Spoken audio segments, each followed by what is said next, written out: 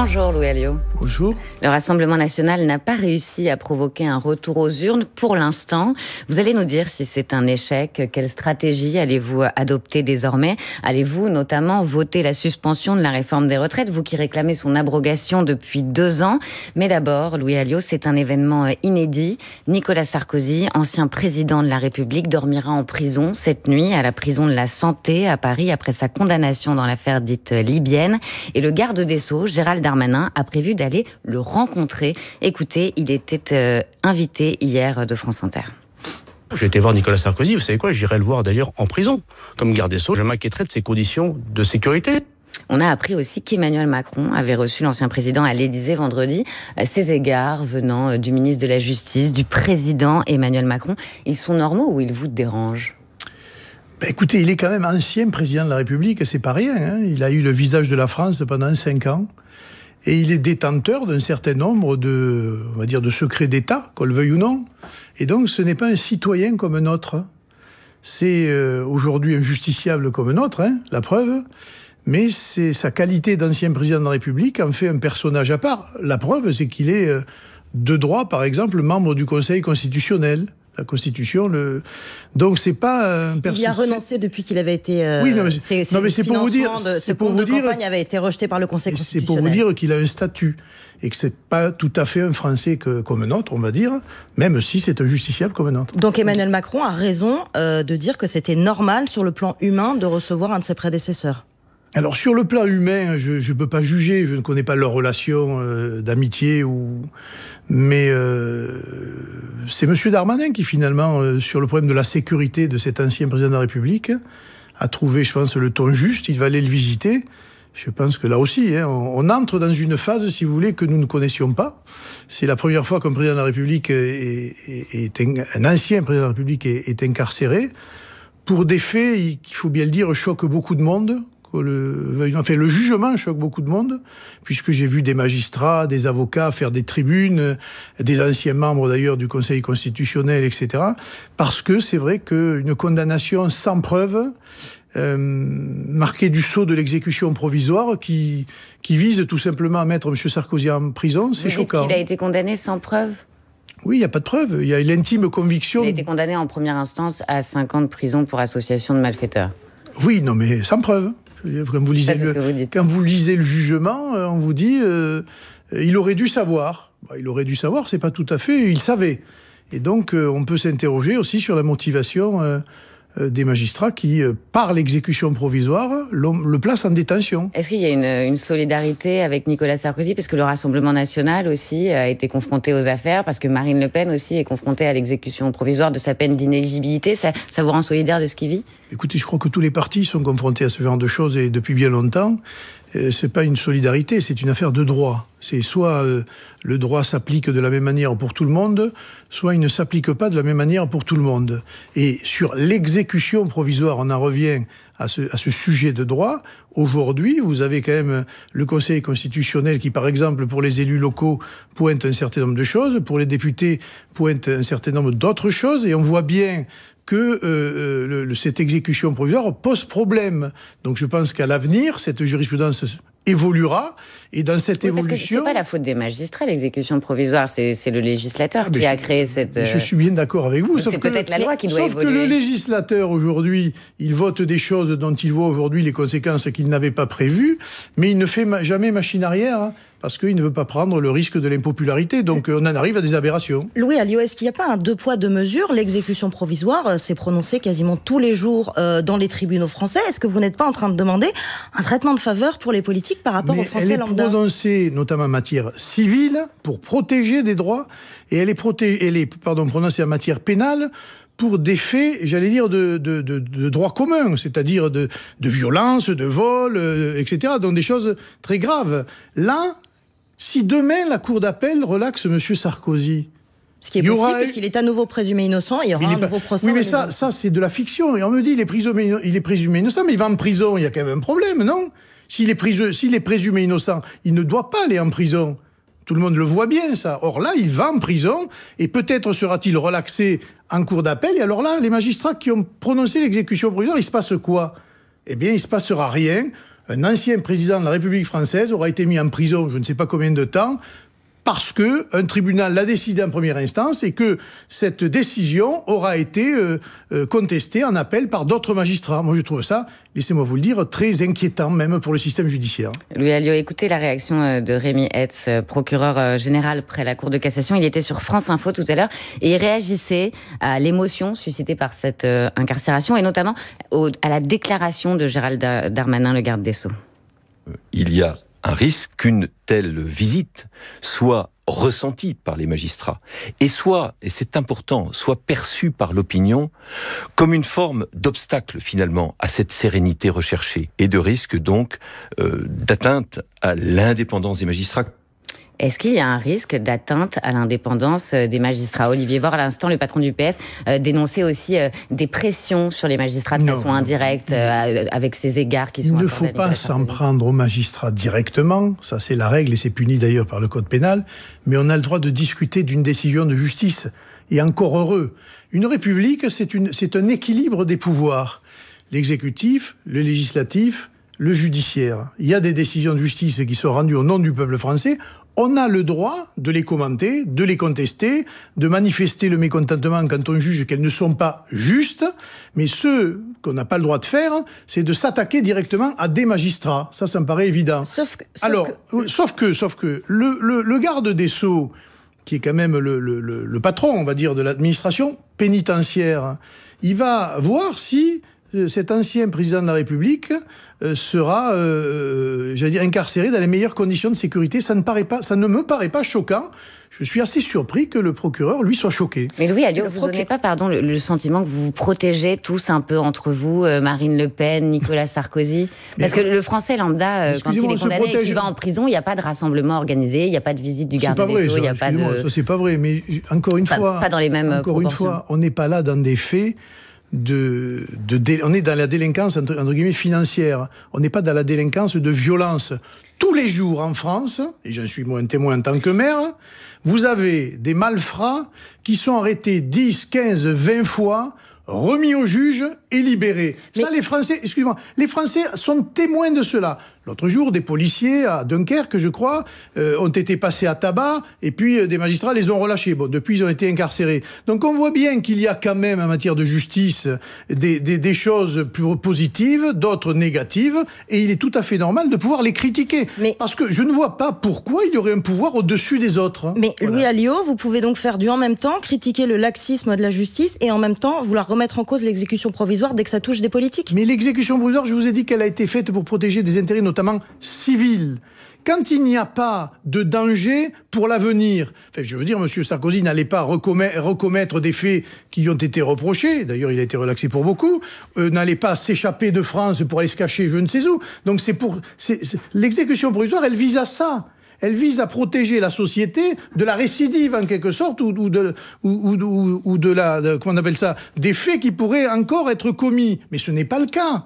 Donc là, on voit bien que cette exécution provisoire choque beaucoup. Et quand vous avez quand même un ancien secrétaire général du Conseil constitutionnel, des membres du Conseil constitutionnel, des hauts magistrats en retraite qui disent que ça leur pose problème ce cas précis, il faut aussi entendre que des gens de la profession du pouvoir judiciaire sont eux-mêmes, j'allais dire, surpris et quelquefois inquiets pour des décisions qui sont prises en matière judiciaire. Louis Alliot est un ancien président en prison, c'est inédit. En tout cas, écoutez l'un des avocats de Nicolas Sarkozy, Jean-Michel Darrois, sur France Info tout à l'heure. Bien sûr, il s'y est préparé, d'abord en préparant un sac dans lequel il a mis quelques affaires, quelques pullovers, parce qu'il fait froid en prison, des boules qui est, parce qu'il y a beaucoup de bruit. Un isolement comme celui qu'il va subir lui est pénible, mais il s'y est préparé. Cela vous choque, ces conditions de détention pour un ancien président, une cellule d'une dizaine de mètres carrés, des denrées que Nicolas Sarkozy devra acheter? Mais là, on rentre, si vous voulez, dans le commentaire. Je ne vais pas rentrer là-dedans. Les conditions de détention, je peux vous dire, elles sont difficiles pour tout le monde. Et Vous avez visité des prisons ? Je suis allé moi-même visiter des prisons lorsque j'étais parlementaire. L'état des prisons françaises est absolument minable, il faut quand même le dire. Et moi, je vois même à Perpignan, il n'y a pas une semaine sans qu'il y ait des problèmes soit d'incarcération, parce qu'il y a une surpopulation carcérale, mais surtout de violence au sein de la prison, à l'encontre des gardiens de prison, et que jusqu'à présent, on ne peut pas dire que beaucoup de choses ont été faites pour préserver les gardiens de prison sur leur sécurité. Donc c'est le milieu carcéral en général qui doit être repensé de A à Z. Il faut construire des prisons, libérer des places, mais tout le monde en parle depuis maintenant 20 ans, on va dire, mais personne n'a rien fait ou pas grand-chose. Louis Alliot, on a appris ce week-end dans la Tribune du dimanche que Nicolas Sarkozy avait appelé Marine Le Pen ces derniers jours. Est-ce que vous savez ce qu'ils se sont dit ? Non, je crois qu'il l'a remercié, si j'ai lu comme vous le papier. Parce qu'on avait cru comprendre que Nicolas Sarkozy et Marine Le Pen étaient des adversaires de toujours. Mais vous pouvez être adversaire politique, vous n'êtes pas ennemi. Enfin, je veux dire, le sectarisme, en général, c'est à gauche que ça se passe, ou à l'extrême gauche. Mais la plupart du temps, avec nos adversaires politiques, notamment de droite, on a des contacts courtois, même si on ne pense pas la même chose. Et heureusement, la politique, c'est pas la guerre civile. Ça, c'est M. Mélenchon, la guerre civile. La politique, c'est la confrontation des idées. On s'est opposé à M. Sarkozy lorsqu'il était au pouvoir. On s'oppose à la droite lorsqu'elle fait n'importe quoi. Mais dans ces moments-là, on peut avoir des échanges... Mais c'est un homme, c'est un responsable politique, et il a été le président de la République française. C'est quand même pas rien. Donc le fait que, suite aux déclarations de Marine, il appelle Marine Le Pen pour discuter de cette affaire-là, ça ne me paraît pas assez, ça me paraît pas ubuesque. Louis Alliot, il faut qu'on avance. Le Conseil d'État a rejeté récemment une demande de Marine Le Pen visant à contester l'application immédiate de son inéligibilité dans l'affaire des assistants parlementaires européens. On en parlait. Est-ce que c'est terminé pour elle, ou vous avez encore l'espoir de parvenir à contester ça c'était que l'un des recours sur le chemin de tous les recours que nous avons prévus.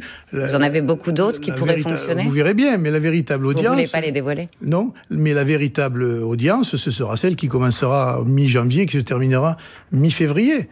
Parce que nous pensons que sur la décision de première instance, et notamment, encore une fois... Vous voulez dire le procès en appel ? Oui, sur l'exécution provisoire, nous avons beaucoup de choses à dire. Vous pensez qu'elle pourra être candidate à la présidentielle ? Moi, je le pense, mais depuis que, d'ailleurs, ce jugement de première instance a été prononcé, il y a eu une jurisprudence, notamment le Conseil constitutionnel, qui a légèrement modifié son point de vue sur la question, notamment pour les élus locaux, puisque vous en avez bénéficié d'ailleurs. Et vous n'avez pas l'exécution provisoire sur votre mandat actuel de maire de Perpignan. Et sur l'arrêt Falco, de la même manière. À Toulon. Donc, cette exécution provisoire dans des procès comme ceux-là nuit à ce qui est un principe fondamental du droit, c'est le droit de faire appel, c'est-à-dire le second degré de juridiction. Et c'est ça qui est choquant. Et je reviens à l'affaire de M. Sarkozy, parce que autant là, exécution provisoire sur l'inéligibilité, c'est gênant, puisque ça pourrait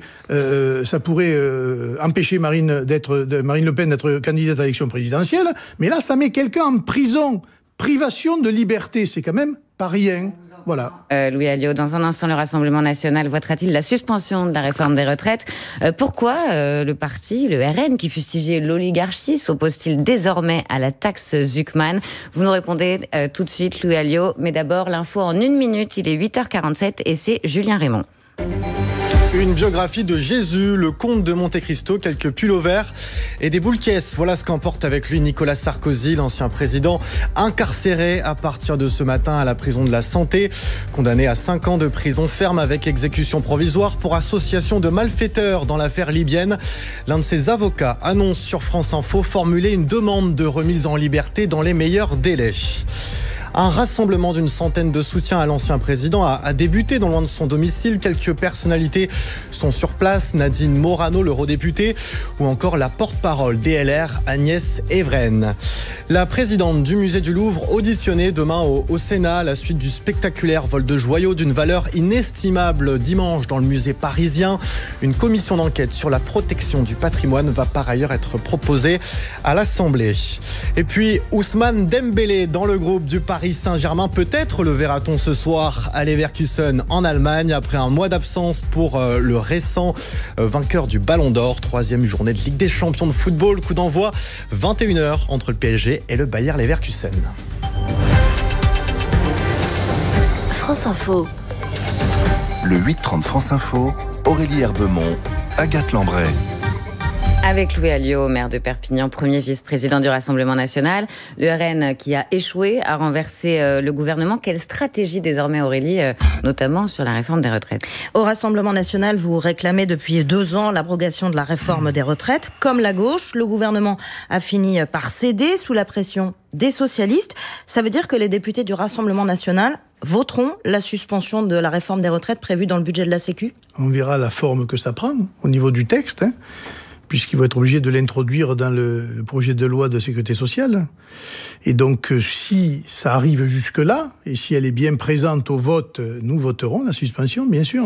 Mais cette suspension, je le dis avant que vous me posiez la question, c'est pas tout le budget. C'est la question, effectivement, c'est une mesure symbolique, mais si vous voulez, c'est pas cette mesure sans tout le reste. Vous pouvez très bien voter la suspension de la réforme des retraites si ça passe via un amendement, mais rejeter l'ensemble du budget de la Sécu et donc rejeter la suspension de la réforme des retraites. Exactement, parce qu'il y a d'autres choses qui ne sont pas sur le j'allais dire, dans le vote de ce budget-là. Et on peut parler de l'AME. Le grand chantage de cette réforme des retraites, c'est la gauche et le Parti socialiste qui l'ont fait. C'est-à-dire, nous voulons la suspension et nous empêchons la censure, mais en contrepartie, on arrête de parler d'immigration, de tout un tas de problèmes comme ça, on met tout ça sous le tapis, on verra plus tard en quelque sorte. Mais ça, les Français ne sont pas idiots, car sur le terrain, ce qu'ils demandent, eux, c'est plus de sécurité, plus de contrôle aux frontières, etc., etc., etc. Mais Louis, le Parti non socialiste à la retraite à 64 ans. Oui, le Parti socialiste a réussi à obtenir quelque chose que vous n'avez pas réussi à obtenir en 2 ans. Oui, par le chantage. Et aussi le non-recours au 49.3. Par le chantage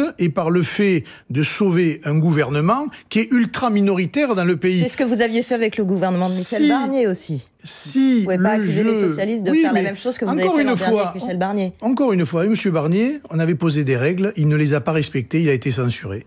Avec M. Bayrou, ça a été la même chose. On a laissé à M. Bayrou le temps, j'allais dire, de nous proposer quelque chose avec des choses qu'on lui a avancées, des propositions qu'on lui a faites. Il n'en a pas tenu compte, il a été censuré. M. Lecornu a passé un deal avec le Parti socialiste, que grand bien lui fasse. On verra la suite, nous n'en sommes qu'au début. Mais j'ai quand même l'impression que sous couvert de suspension de la réforme des retraites, derrière, il y a tout un train de mesures qui vont maintenant être popularisées. Et quand les entreprises ou les foyers vont voir l'augmentation de la fiscalité, 15 milliards d'impôts supplémentaires et 14. Oui, bon, d'accord. Moi, je vous dis 15, bon. Et les 28 milliards de dépenses supplémentaires dans le budget, c'est-à-dire on n'a fait aucune économie, eh bien, je pense qu'ils vont se rendre compte que c'est un marché de dupes qui n'aura bénéficié finalement qu'à une caste et à un arrangement entre M. Lecornu, M. Macron et les socialistes. En attendant, ils ont réussi à obtenir quelque chose du Premier ministre. Est-ce que vous n'êtes pas mis hors jeu, Louis Alliot, au Rassemblement national? Parce que, en fait, ça fait depuis des semaines que vous dites non, on censurera a priori, donc on ne discute plus avec le Rassemblement national. Le jeu ne consiste pas à se maintenir au pouvoir coûte que coûte.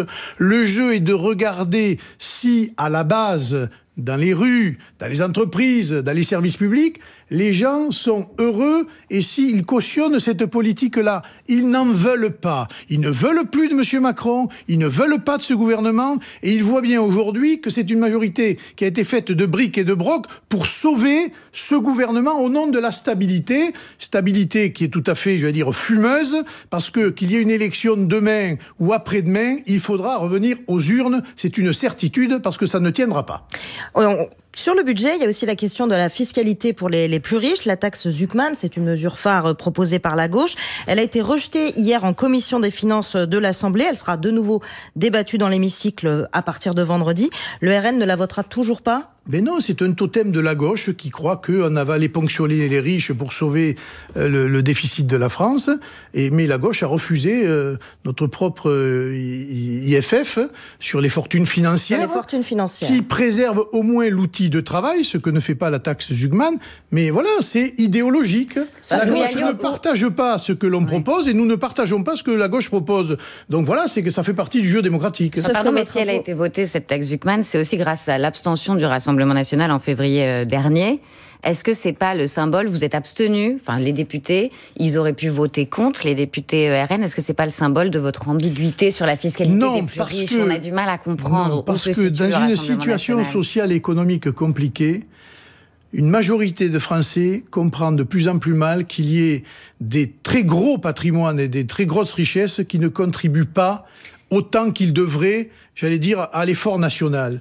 Et précisément, cette taxe Zuckman, idéologiquement, elle frappe d'une manière, j'allais dire, indéterminée, les hauts patrimoines, mais sans tenir compte de l'outil de production. Or, dans une période compliquée comme la nôtre, il faut protéger l'outil économique pour permettre la croissance, et de cette croissance-là, permettre le développement économique, et donc combler les trous des retraites, de la sécurité sociale, etc. Mais la mesure que vous proposez, l'impôt sur la fortune financière, selon vos estimations, aurait un rendement de 3 milliards d'euros. C'est moins que l'ancienne ISF. La gauche vous accuse de protéger les milliardaires. Qu'est-ce que vous leur répondez ? Mais la gauche, elle a été au pouvoir pendant 30 ans. Il n'y a jamais eu autant de milliardaires que sous la gauche.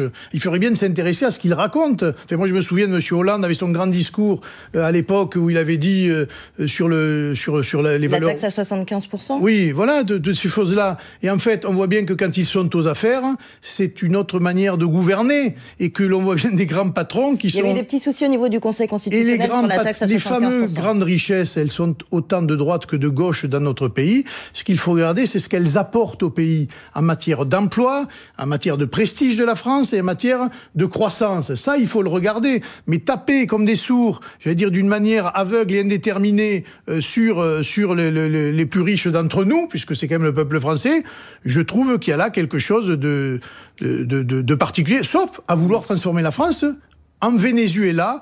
Je ne pense pas que ce soit le but et en tout cas l'objectif de l'ensemble des Français. Le RN est prêt à s'asseoir sur les 15 à 20 milliards que rapporterait la taxe Zuckman. Mais ce n'est pas vrai. Selon la gauche. Mais si vous appliquez la taxe Zuckman... L'impôt sur la fortune financière qui rapporterait 3 milliards d'euros... Non, Louis Alliot, c'est juste pour savoir si c'est à la hauteur des enjeux. Parce que vous donnez un chiffre, vous dites la gauche, je dis la taxe Zuckman, c'est combien ? Je dis que c'est la gauche qui dit 12 milliards. Il y a beaucoup de débats chez les économistes sur le rendement que pourrait donner la taxe Zuckman. Mais où le trouvez-vous l'argent, vous, Louis Alliot, pardon ? Par des économies qu'il n'y a pas. Mais quelles économies ? La fraude sociale, l'immigration, la contribution européenne.